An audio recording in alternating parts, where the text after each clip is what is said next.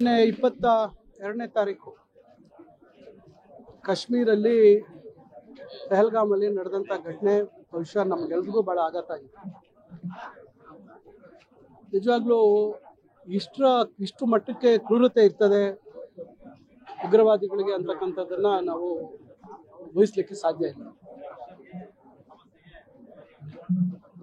ಹೆಂಡತಿ ಮುಂದೆ ಗಂಡನನ್ನ ಇವತ್ತು ಇಷ್ಟು ಕ್ರೂರವಾಗಿ ಸುಡ್ತಾರೆ, ಗುಂಡಾಕ್ತಾರೆ, ಮಕ್ಕಳಿದ್ದಾರೆ, ನೀವು ಜೀವನ ಪರ್ಯಂತ ನೋವು ತಿನ್ಬೇಕು ಅಂತಕ್ಕಂಥ ಮಾತಾಡ್ತಾರೆ. ಅವರು ಪಾಕಿಸ್ತಾನದಲ್ಲಿ ನೆಲೆಸಬೇಕು ಮತ್ತೊಂದಕ್ಕೆ ಅದು ಅವರ ಆಯ್ಕೆ. ಇವತ್ತು ನಮ್ಮ ದೇಶ ಕಾಶ್ಮೀರ ನಮ್ಮ ದೇಶದ ಒಂದು ಭಾಗ.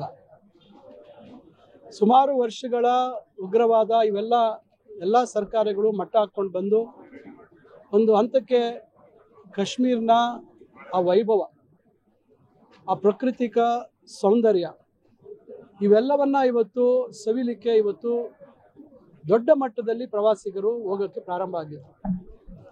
ಕಳೆದ ವರ್ಷ 2,35,00,000 ಜನ ಹೋಗಿದ್ರು ಅಂತಕ್ಕಂಥ ಅಂಕಿಅಂಶ. ಈ ವರ್ಷ 2,50,00,000 ದಾಟ್ತದೆ ಅಂತಕ್ಕಂಥ ಒಂದು ಅಂದಾಜಿತ್ತು. ಆದರೆ ಈ ರೀತಿ ಘಟನೆ ಆಗ್ತದೆ ಅಂತ ನಾವು ಯಾರೂ ಊಹಿಸಿರಲಿಲ್ಲ. ಖಂಡಿತ ಭಾರತ ಸರ್ಕಾರ ಈ ನಿಟ್ಟಿನಲ್ಲಿ ಏನೇ ಕ್ರಮ ತೆಗೆದುಕೊಳ್ಳಿ, ಖಂಡಿತ ನಾವು ಅದಕ್ಕೆ ಬೆಂಬಲವಾಗಿ ನಿಂತ್ಕೋಬೇಕು. ಎಷ್ಟೇ ಕಠಿಣವಾದಂಥ ನಿರ್ಧಾರ ತಗೊಳ್ಬೇಕಾದ್ರೂ ಕೂಡ ತಗೊಳ್ಬೇಕು ಅಂತಕ್ಕಂಥದ್ದು ನಮ್ಮ ಒತ್ತಾಯ. ಅಲ್ಲಿ ಒಂದು ಪ್ರಶ್ನೆ ಉದ್ಭವ ಆಗ್ತಕ್ಕಂಥದ್ದು, ನಮ್ಮ ಚಿಂತಾಮಣಿಯ ನನಗೆ ಗೊತ್ತಿರ್ತಕ್ಕಂಥ ಒಂದು ಕುಟುಂಬ ಅಲ್ಲಿ ಹೋಗಿತ್ತು. ಮಹೇಶ್ ಅಂತ ಹೇಳಿ ದೊಡ್ಡಕೊಂಡ್ರಳ್ಳಿ ಗ್ರಾಮದ ಯುವಕ, ಅವರು ಅವರ ಹೆಂಡತಿ ಮಗು.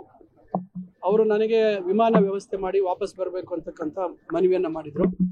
ನಾನು ಸಂತೋಷ್ ಲಾಡ್ ಅವರಿಗೆ ಮಾತಾಡಿ ಅವರು ನಿನ್ನೆ ಸುರಕ್ಷಿತವಾಗಿ ವಾಪಸ್ ಬಂದಿದ್ದಾರೆ. ನಾನು ಅವ್ರಿಗೆ ಕೇಳಿದೆ ಏನಾಗಿದೆ ಇಲ್ಲಿ ಅಂತಕ್ಕಂಥದ್ದು ಕೇಳಿದೆ. ಎಲ್ಲರೂ ಆಶ್ಚರ್ಯ ವ್ಯಕ್ತಪಡಿಸ್ತಾರೆ. ಮಿನಿ ಸ್ವಿಟ್ಜರ್ಲ್ಯಾಂಡ್ ಅಂತಕ್ಕಂಥದ್ದು ನಾನು ಗುಲ್ಮಾರ್ಗ್ ನೋಡಿದ್ದೆ ಹಿಂದೆ, ಆದರೆ ಪಹಲ್ಗಾಮ್ ನಾನು ನೋಡಿಲ್ಲ. ಭಾಳ ಪ್ರಾಕೃತಿಕ ಸೌಂದರ್ಯ ಇದೆ ಅಂತ ಹೇಳಿ ಸುಮಾರು ಸಾವಿರಾರು ಜನ ಅಲ್ಲಿ ಪ್ರವಾಸಿಗರು ಹೋಗ್ತಾರೆ. ಸ್ಥಳೀಕರು ಕೂಡ ಭಾಳ ಖುಷಿಯಿಂದ ಸಂತೋಷದಿಂದ, ಕಾಶ್ಮೀರಿ ಮುಸಲ್ಮಾನರಿರ್ಬೋದು, ಹಿಂದೂಗಳಿರ್ಬೋದು, ಎಲ್ಲರೂ ಅಲ್ಲಿ ಒಂದು ಪ್ರವಾಸಿ ತಾಣವನ್ನು ಯಾವ ರೀತಿ ಅಭಿವೃದ್ಧಿ ಹೊಂದಬೇಕು ಅಂತಕ್ಕಂಥ ನಿಟ್ಟಿನಲ್ಲಿ ಅಲ್ಲಿ ಸಹಕರಿಸಿದ್ದಾರೆ.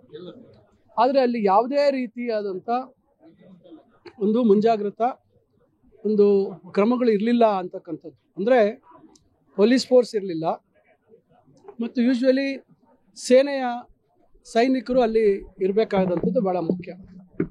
ಯಾಕಂದರೆ ಆವಾಗ ನಾವು ಹೋದಂಥ ಸಂದರ್ಭದಲ್ಲಿ, ಗುಲ್ಮಾರ್ಗ್ ಹೋದಂಥ ಸಂದರ್ಭದಲ್ಲಿ ಪ್ರತಿಯೊಂದು ಇಷ್ಟಿಷ್ಟು ದೂರಕ್ಕೂ ಕೂಡ ಆ ಬೆಟ್ಟಗಳಲ್ಲೆಲ್ಲ ಸೈನಿಕರು ಇರ್ತಕ್ಕಂಥದ್ದು ನೋಡಿದ್ವಿ. ಎಲ್ಲೋ ಒಂದು ಕಡೆ ಭದ್ರತಾ ವೈಫಲ್ಯ ಆಗಿದೆ ಅಂತ ನಮ್ಮ ಅನಿಸಿಕೆ. ಗೂಢಚಾರ್ಯ ಇಂಟೆಲಿಜೆನ್ಸ್ ಫೇಲ್ಯೂರ್ ಆಗಿದೆ ಅಂತಕ್ಕಂಥದ್ದು. ಬಹುಶಃ ಇದು ಅವರಿಗೆ ಇದನ್ನೆಲ್ಲ ಗಮನಿಸಿ ಅವರು ಇಲ್ಲಿ ಯಾವುದೇ ರೀತಿ ಸೈನ್ಯದ ಒಂದು ತುಕಡಿ ಇಲ್ಲ ಅಥವಾ ಸೈನ್ಯ ಇಲ್ಲಿ ಇಲ್ಲ ಅಂತಕ್ಕಂಥದ್ದು ಅವರು ನೋಡಿ ಈ ರೀತಿಯಾದಂಥ ಒಂದು ಕೃತ್ಯವನ್ನು ಎಸಗಿದ್ದಾರೆ. ಖಂಡಿತ ಭಾಳ ನೋವಾಗುತ್ತೆ.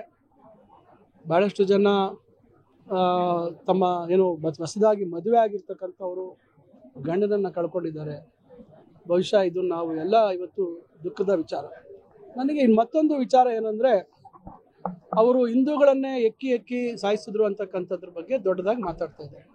ಕಾಶ್ಮೀರ್ನಲ್ಲಿರ್ತಕ್ಕಂಥ ಮುಸಲ್ಮಾನರು ಅವರು ಜೀವನ ಇವತ್ತು ಅಲ್ಲಿ ಟೂರಿಸಮ್ ಪ್ರವಾಸೋದ್ಯಮ ಬೆಳೆದಾಗ ಅವರು ಬದುಕು ಕಟ್ಕೊಳ್ಳಿಕ್ಕೆ ಸಾಧ್ಯ ಆಗುತ್ತೆ. ಅವರೆಲ್ಲರೂ ಇವತ್ತು ಅದನ್ನು ದೊಡ್ಡ ಮಟ್ಟದಲ್ಲಿ ಖಂಡಿಸಿದ್ದಾರೆ. ನಮ್ಮ ಬದುಕುಗಳೇ ಹಾಳು ಮಾಡಿಬಿಟ್ರಿ ನೀವು ಅಂಥೇಳಿ ಅವರು ಭಾಳ ಖಂಡಿಸಿದ್ದಾರೆ. ಆದರೆ ಇಲ್ಲಿ ಕೆಲವರು ಮನಸ್ಥಿತಿಗಳು ಏನಿದೆ ಅಂದರೆ, ಹಿಂದೂಗಳ ಮೇಲೆ ಆಯಿತು ಅಂತಕ್ಕಂಥದ್ದನ್ನೇ ದೊಡ್ಡದಾಗಿ ಅಲ್ಲಿ ಯಾರು ರಕ್ಷಣೆ ಮಾಡಿದವರು. ಒಂದು ಘಟನೆ ಆದ ನಂತರ ಪಾಕಿಸ್ತಾನಿ ಮುಸಲ್ಮಾನರು ತಾನೇ ರಕ್ಷಣೆ ಮಾಡಿದ್ರು. ಕೆಲವನ್ನೆಲ್ಲ ಪಾಪ ಬೆನ್ನ ಮೇಲೆ ಎತ್ಕೊಂಡು ಹೋದ್ರು. ಒಬ್ಬ ಅಲ್ಲಿರ್ತಕ್ಕಂಥ ಮುಸಲ್ಮಾನ ಗನ್ ಕಿತ್ಕೊಳ್ಳಿಕ್ಕೆ ಹೋಗಿ ಪ್ರಾಣ ಕೊಡ್ತಾರೆ. ಇದು ನಾವು ಇಲ್ಲಿ ಜಾತಿ ಧರ್ಮನ ತರ್ತಕ್ಕಂಥದ್ದಲ್ಲ, ನಾವು ಭಾರತೀಯರು ಅಂತಕ್ಕಂಥದ್ದು ನಮ್ಮ ಭಾವನೆ ಇರಬೇಕು. ಹಿಂದೂಗಳು ಮುಸಲ್ಮಾನರು ನಾವು ಈ ದೇಶದಲ್ಲಿ ಅಣ್ಣ ತಮ್ಮಂದ್ರಂತೆ ಇರಬೇಕು. ಪಾಕಿಸ್ತಾನದಲ್ಲಿ ಇರ್ತಕ್ಕಂಥವ್ರಿಗೆ ಅವ್ರು ಬೇರೆ ವಿಚಾರ, ಅವ್ರಿಗೆ ನಮಗೆ ಸಂಬಂಧ ಇಲ್ಲ. ಆದರೆ ಈ ರೀತಿಯಾಗಿ ಕೆಲವರು ಹೇಳಿಕೆಗಳನ್ನು ನೋಡಿದ್ರು. ಕೇಂದ್ರ ಸರ್ಕಾರದ ಭದ್ರತಾ ವೈಫಲ್ಯವನ್ನ ಒಪ್ಕೊಳ್ತಕ್ಕಂಥ ಔದಾರ್ಯತೆ, ದೊಡ್ಡ ಮನಸ್ಸು ಇರಬೇಕು. ಅದು ಬಿಟ್ಟು ಇದರಲ್ಲಿ ಹಿಂದೂಗಳು ಮುಸ್ಲಿಂ ಅಂತಕ್ಕಂಥ ಭೇದ ಭಾವ ತರ್ತಕ್ಕಂಥದ್ದು ಸರಿಯಿಲ್ಲ. ಉಗ್ರವಾದಿಗಳ ಉದ್ದೇಶ ಇಷ್ಟೇ, ಹಿಂದೂಗಳು ಮುಸಲ್ಮಾನರು ಇಲ್ಲಿ ಅನ್ಯೋನ್ಯವಾಗಿದ್ದಾರೆ, ಇಲ್ಲಿ ಪ್ರವಾಸೋದ್ಯಮಕ್ಕೆ ಮುಸಲ್ಮಾನರು ಸಂಪೂರ್ಣವಾಗಿ ಸಹಕಾರ ಕೊಟ್ಟಿದ್ದಾರೆ.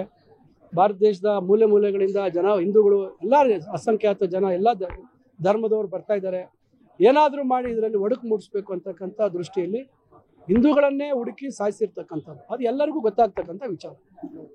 ಇಡೀ ದೇಶ ಇವತ್ತು ಖಂಡಿಸ್ತಕ್ಕಂಥ ವಿಚಾರ. ಇಡೀ ದೇಶ ಭಾಳ ನೋವಿನಿಂದ ಈ ಒಂದು ಘಟನೆ ಆಗಿರ್ತಕ್ಕಂಥದ್ದಕ್ಕೆ ನಾವೆಲ್ಲ ತಲೆ ತಗ್ಗಿಸ್ತಕ್ಕಂಥದ್ದು. ಮತ್ತು ನಾವು ಕೇಂದ್ರ ಸರ್ಕಾರ, ನಮ್ಮ ರಾಜಕೀಯ ಸೈದ್ಧಾಂತಿಕ ಅಭಿಪ್ರಾಯಗಳು ಬೇರೆ ಇದ್ರೂ ಸಹ ಈ ಸಂದರ್ಭದಲ್ಲಿ ಪ್ರಧಾನಮಂತ್ರಿಗಳು ಇವತ್ತು ಭಾಳ ಕಟ್ಟುನಿಟ್ಟ ದಿಟ್ಟವಾದಂಥ ಒಂದು ನಿರ್ಧಾರ ತಗೋಬೇಕು.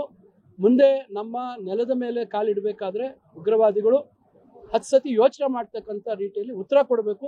ಈಗಾಗಲೇ ನಮ್ಮ ACC ಅಧ್ಯಕ್ಷರು ಮಲ್ಲಿಕಾರ್ಜುನ್ ಖರ್ಗೆ ಅವರು ಭಾಳ ಸ್ಪಷ್ಟವಾಗಿ ಹೇಳಿದ್ದಾರೆ, ಕಾಂಗ್ರೆಸ್ ಪಕ್ಷ ಸರ್ಕಾರದ ಪರವಾಗಿ ಅವರು ತೆಗೆದುಕೊಳ್ತಕ್ಕಂಥ ತೀರ್ಮಾನದ ಜೊತೆಯಲ್ಲಿ ಇದ್ದೀವಿ ಅಂತಕ್ಕಂಥದ್ದು ಕೊಟ್ಟಿದ್ದಾರೆ. ಅದರಿಂದ ದೇಶದ ಸಮಗ್ರತೆ, ಐಕ್ಯತೆ, ಅಖಂಡತೆ ಇದು ಭಾಳ ಮುಖ್ಯ. ಅದಕ್ಕೆ ನಾವೆಲ್ಲ ಬದ್ಧವಾಗಿದ್ದೀವಿ. ಇದಂತೂ ನಮಗೆಲ್ಲರಿಗೂ ಭಾಳ ನೋವು ತಂದಿದೆ. ನ್ಯೂಸ್ ಫಸ್ಟ್, ನಿರ್ಭೀತಿಯಿಂದ ನಿಮ್ಮ ಪರವಾಗಿ.